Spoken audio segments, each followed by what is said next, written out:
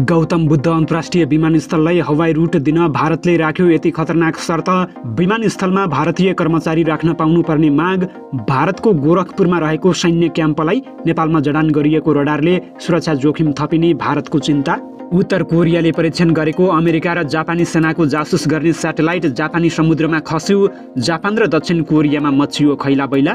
अखण्ड भारत नामक नक्सा भारतको नयाँ संसद भवनमा कुँदिएपछि रवि लामिछानेको पार्टीले जनायो कडा आपत्ति। भ्रमणका क्रममा प्रचण्डलाई मोदीसँग जवाफ माग्न आग्रह।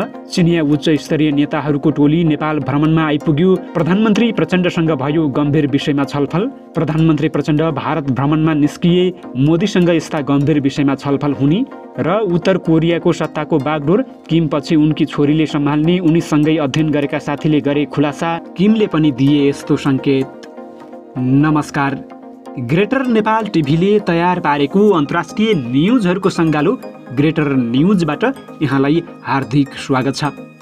अब ग्रेटर न्युज विस्तारमा। भारतले गौतम बुद्ध अन्तर्राष्ट्रिय विमानस्थलका लागि प्रवेश रुट दिन शर्त राखेको छ। प्रधानमन्त्री पुष्पकमल दाहाल प्रचण्ड भारत भ्रमण गएको बेला अन्तर्राष्ट्रिय विमानस्थलहरूको रुटको बारेमा पनि छलफल हुने एजेन्डा तय गरेपछि भारतले त्यसका लागि शर्त अघि सारेको बताइएको छ। भारतले गौतम बुद्ध अन्तर्राष्ट्रिय विमानस्थलका लागि प्रवेश रुट दिन कुनै अप्ठ्यारो नभएको तर प्रवेश रुट दिँदा सुरक्षाको प्रत्याभूति हुने गरी नेपालले विश्वास दिलाउनु पर्ने शर्त पनि सारेको स्रोतले जनाएको छ। स्रोतले भन्यो, सुरक्षाको विश्वास दिलाउन नसके भैरवा एयरपोर्टमा भारतले आफ्नो मान्छे राख्न पाउनुपर्ने शर्त पनि अघि सारेको छ। केही पहिले पर्यटन मन्त्रालयका सहसचिव बुद्धिसागर लामिछानेको नेतृत्वको टोलीले भारत गएर नै छलफल गरेको थियो। तर भारतबाट सकारात्मक प्रतिक्रिया नआएको नागरिक उड्डयन प्राधिकरणका एक अधिकारीले बताएका छन्। उनले भनेका छन्, नेपाल भारतको एयरपोर्ट सम्बन्धी विवाद कर्मचारी लेभलबाट समाधान हुने सम्भावना छैन। हाई लेभलबाट मात्र मिल्ने देखिन्छ, किनकि भारतसँग जतिपटक छलफल गर्यो त्यतिवटा शर्त राख्ने गरेको छ। भारतको कुशीनगरमा बनेको अन्तर्राष्ट्रिय विमानस्थललाई लिएर भारत आफै चिन्तित देखिन्छ। लुम्बिनीबाट 180 किलोमिटर मात्र टाढा रहेको कुशीनगरको एयरपोर्ट बनाउँदा नेपालको लुम्बिनीलाई लक्षित गरी बनाइएको थियो। बुद्धिस्ट हब बनाउनको लागि भारतले कुशीनगरको एयरपोर्ट बनाएको थियो, तर नेपालमा पनि त्यस्तै एयरपोर्ट बन्न थालेपछि भारत असन्तुष्ट बन्दै गएको थियो। नेपाल भारत सीमामा रहेको गोरखपुरमा भारतीय सेनाको क्याम्प र भारतीय एयरफोर्सको क्याम्प पनि रहेका कारण भारतले भैरवा अन्तर्राष्ट्रिय विमानस्थललाई संवेदनशील रूपमा लिएको छ। कम भिजिबिलिटीमा पनि उडान अवतरण गर्न सक्ने प्रणाली ILS यन्त्र भैरवा अन्तर्राष्ट्रिय विमानस्थलमा जडान गरिएको छ, जसको कारणले भारतले असुरक्षाको महसुस गरिरहेको छ। त्यसो त भारतले सुरुमा भैरवा एयरपोर्टमा जडान गरिएको ILS प्रयोग गर्न समेत रोकेको थियो। विमानस्थलमा जोडिएको यो प्रणालीको फ्रिक्वेन्सीले भारतको सीमा क्षेत्रको करिब 2 किलोमिटर एयर स्पेस लिएपछि यसको प्रयोगमा भारतको अनुमति चाहिने अवस्था आएको थियो। तर भारतले अनुमति दिन चाहेको थिएन।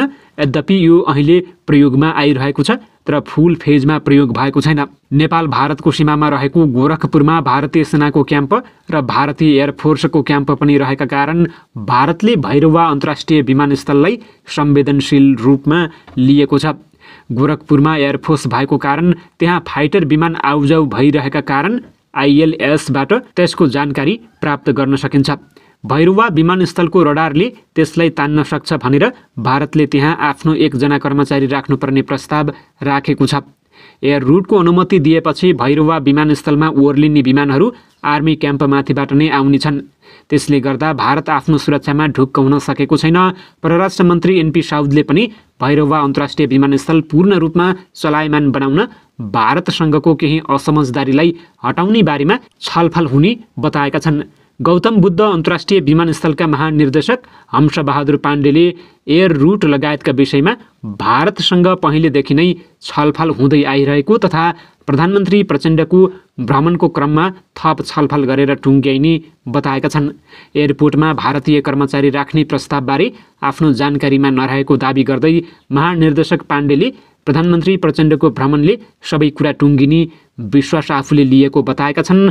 अहिले भैरवा एयरपोर्टबाट कुनै पनि अन्तर्राष्ट्रिय उडान भइरहेको छैन।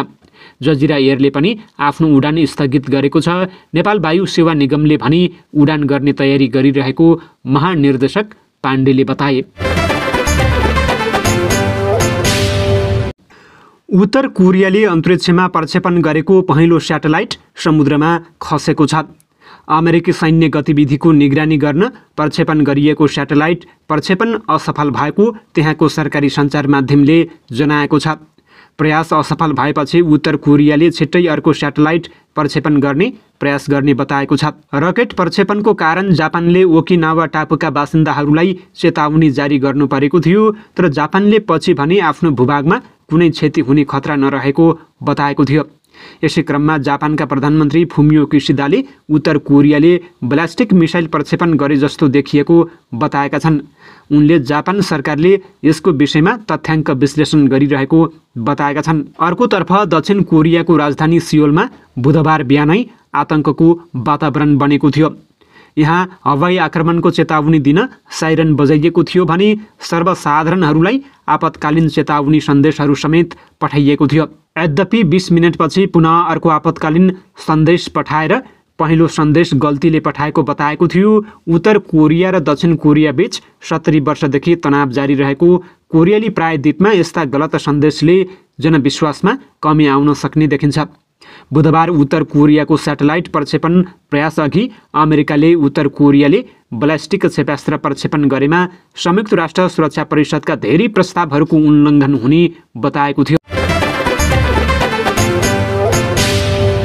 भारतको नयाँ संसद भवनभित्र काठमा कुँदिएको अखण्ड भारत नामक नक्सामा नेपाली भूभाग लुम्बिनी र कपिलवस्तुलाई समेटेको विषय विभिन्न सञ्चार माध्यमबाट सार्वजनिक भएको प्रति राष्ट्रिय स्वतन्त्र पार्टीले सरकारको ध्यानाकर्षण गराएको छ। मङ्गलबारबाट विभिन्न सञ्चार माध्यममा प्रकाशित समाचारप्रति राष्ट्रिय स्वतन्त्र पार्टीको गम्भीर ध्यानाकर्षण भएको एक विज्ञप्ति मार्फत जानकारी गराएको छ। सोबारे बुधबार विज्ञप्ति जारी गर्दै प्रधानमन्त्रीले भारत भ्रमणको क्रममा वास्तविकताबारे सत्य तथ्य सार्वजनिक गर्नुपर्ने माग रासोपाले गरेको छ। भारतको नयाँ संसद भवनमा काठमा कुँदिएको अखण्ड भारत नामको नक्सामा नेपालको लुम्बिनी र कपिलवस्तु पनि रहेको भन्ने विभिन्न सञ्चार माध्यमबाट सार्वजनिक भएको समाचारप्रति राष्ट्रिय स्वतन्त्र पार्टीको गम्भीर ध्यानाकर्षण भएको छ। विज्ञप्तिमा थप लेखिएको छ, नेपालको सार्वभौम भौगोलिक अखण्डता र स्वाधीनतासँग प्रतिकूल हुने कुनै पनि कदम राष्ट्रिय स्वतन्त्र पार्टीलाई स्वीकार्य नभएको तथा प्रधानमन्त्रीको आसन्न भारत भ्रमणको क्रममा यो विषय उठान गरी जनता समक्ष सत्य तथ्य सार्वजनिक गर्नुपर्ने जोडदार माग रासोपाले गर्दछ, विज्ञप्तिमा उल्लेख गरिएको छ। नेपाल भ्रमणमा रहेको चिनिया कम्युनिस्ट पार्टीको सिचुवान प्रान्तीय कमिटीका नेताहरू नेकपा माओवादी केन्द्रको मुख्यालय पेरिस डाँडा पुगेका छन्। पार्टी सचिव वाङ सियाओ हुईको नेतृत्वमा आएको 14 सदस्यीय टोलीले माओवादीका नेताहरूसँग मुख्यालयमा शिष्टाचार भेट गरेको बताइएको छ। सो अवसरमा दुई पार्टी बीच थप सम्बन्ध विस्तार सुदृढ गर्ने विषयमा छलफल भएको बताइएको छ। त्यसैगरी दुवै मुलुकका सरकार बीचमा पनि सम्बन्ध विस्तार र जनस्तरको सम्बन्धलाई प्रगाढ बनाउने विषयमा छलफल भएको जनाइएको छ। भेटघाटमा माओवादी उपाध्यक्ष कृष्णबहादुर महरा, महासचिव देव गुरुङ लगायत नेताहरूको उपस्थिति थियो। उक्त टोलीले प्रधानमन्त्री तथा माओवादी अध्यक्ष पुष्पकमल दाहाल प्रचण्डसँग उहाँको सरकारी निवास बालुवाटारमा भेटवार्ता गरेको थियो। बिहान चिनिया टोलीसँगको भेटपछि प्रधानमन्त्री दिउँसो 1:30 बजे नयाँ दिल्लीतर्फ प्रस्थान गर्नुभएको हो। प्रधानमन्त्री दाहाल भारत भ्रमणमा जानुअघि चिनिया कम्युनिस्ट पार्टीको उच्च स्तरीय टोलीले गरेको भेटवार्तालाई राजनीतिक वृत्तमा अर्थपूर्ण रूपमा हेरिएको छ। प्रधानमन्त्री पुष्पकमल दाहाल भारतको 4 दिने भ्रमणका लागि आज दिउँसो त्यसतर्फ प्रस्थान गरेका छन्। नेपाल एयरलाइन्सको नियमित उडानबाट उनी भारत प्रस्थान गरेका हुन्। प्रधानमन्त्रीको भ्रमण टोलीमा 5 जना मन्त्रीहरू रहेका छन्। भ्रमण टोलीमा भौतिक पूर्वाधार मन्त्री प्रकाश ज्वाला, ऊर्जा जलस्रोत तथा सिंचाई मन्त्री शक्तिबहादुर बस्नेत, परराष्ट्र मन्त्री एनपी साउद, अर्थमन्त्री शक्तिबहादुर बस्नेत र प्रचण्ड पुत्री गङ्गा दाहाल रहेकी छन्। प्रधानमन्त्री नेतृत्वको टोलीलाई बिदाई गर्न त्रिभुवन विमानस्थलमा नेपाल सरकारका उच्च पदस्थ राजनैतिक नेतृत्व तथा कर्मचारीको उपस्थिति थियो। भ्रमण सकेर प्रधानमन्त्री प्रचण्ड नेतृत्वको टोली 20 जेठमा स्वदेश फर्किने तालिका रहेको छ। उत्तर कोरियाको सत्ताको बागडोर किम जोङ उनपछि उनको छोरीले सम्हाल्ने खुलासा भएको छ। उनको बाल्यकालको साथीले उत्तर कोरियाली तानाशाह किम जोङ उनका बारेमा ठूलो खुलासा गरेका छन्। स्विजरल्यान्डमा किमसँग अध्ययन गरेका जोआओ मिकाइलोले हालै एक अन्तर्वार्तामा किम जोङको छोरा छ कि छैन भन्ने शङ्का गरेको बताएका छन्। यसको कारण किम जोङ उनले अहिले पनि आफ्नै छोरीको कुरा गर्ने उनले बताए। किम जोङ उनको चर्चामा छोराको कतै पनि उल्लेख नभएको उनले बताए। हरेक कार्यक्रममा आफूसँगै देखा पर्ने एउटै छोरीबारे उनले बारम्बार चर्चा गरेको बताएका छन्। किम कोरियामा धेरै वर्षदेखि पुरुषले निरन्तर राष्ट्र प्रमुखको भूमिका निर्वाह गरिरहेको देखिए पनि अहिले यो परम्परा तोडिने क्रममा रहेको बताइएको छ। किम जोङ उनले आफ्नै छोरीलाई सत्ता हस्तान्तरण गर्न सक्ने अनुमान गरिएको छ। विगत केही दिनदेखि उनकी छोरी बुवासँग जताततै देखिएकी छिन्। त्यो परेड होस् वा खतरनाक मिसाइल परीक्षण, किम जोङकी छोरीको उमेर 10 देखि 12 वर्ष रहेको बताइएको छ। उनको नाम किम जु ए हो। पछिल्लो पटक किम जोङ बेपत्ता हुँदा उनको स्वास्थ्य बिग्रिएको अनुमान गरिएको थियो, तर पछि उनले यी सबै दाबीहरूलाई अस्वीकार गर्दै पुनरागमन गरेका थिए। पुनरागमनपछि उनले लगातार मिसाइल प्रक्षेपण र परमाणु प्रक्षेपण गरिरहेका छन्। यी परीक्षणका कारण सबैभन्दा बढी जापान, दक्षिण कोरिया र अमेरिकाको चिन्ता बढेको छ। रुसी राष्ट्रपति भ्लादिमिर पुटिनले मस्को र वरपरको क्षेत्रमा ड्रोन आक्रमण गरेर युक्रेनले रुसी नागरिकलाई तर्साउन खोजेको प्रतिक्रिया दिएका छन्। युक्रेनले रुसका नागरिकहरूलाई आतंकित पार्ने र आवासीय भवनमा आक्रमण गर्ने बाटो लिएको राष्ट्रपति पुटिनको भनाइरहेको छ।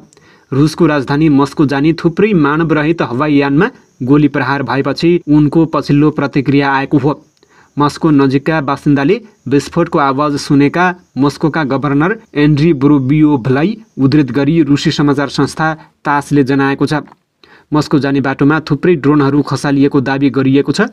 मस्को क्षेत्रका बासिन्दालाई संयमित रहन आग्रह गरिएको छ। रुसले अघिल्लो वर्ष फेब्रुअरीदेखि युक्रेनमा आक्रमण गर्दै आएको छ। युक्रेन र रुसबीच निरन्तर आक्रमणका घटना भइरहेका छन्।